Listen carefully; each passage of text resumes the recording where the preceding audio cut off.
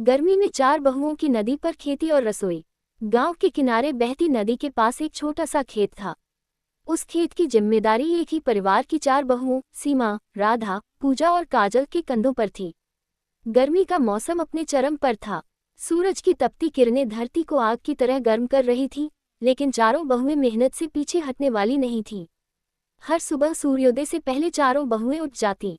घर का काम निपटाकर वे नदी किनारे अपने खेत पर पहुंच जाती।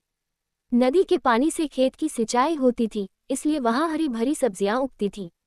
सीमा बीज बोती, राधा पौधों की देखभाल करती, पूजा सिंचाई का ध्यान रखती और काजल खरपतवार साफ करती। एक दिन गांव में भयंकर लू चलने लगी। कई किसानों की फसल सूखने लगी, लेकिन नदी के पास होने के कारण चारों बहुओं का खेत अभी भी हरा भरा था। गांव वाले उनकी मेहनत देखकर हैरान थे। दोपहर होते होते तेज धूप के कारण सब थक जाती। तब वे नदी किनारे बड़े पीपल के पेड़ की छांव में अपनी छोटी सी रसोई सजाती। मिट्टी के चूल्हे पर बाजरे की रोटियां बनती, साथ में खेत की ताजी भिंडी और लौकी की सब्जी। नदी की ठंडी हवा में वह साधारण भोजन भी किसी दावत से कम नहीं लगता था। एक दिन गांव के सरपंच ने उनके खेत का निरीक्षण किया।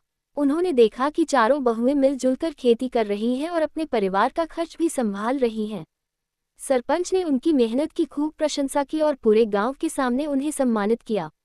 कुछ ही महीनों में खेत में इतनी अच्छी फसल हुई कि परिवार की आर्थिक स्थिति बदलने लगी। सब्जियां बाजार में अच्छे दामों पर बिकने लगी।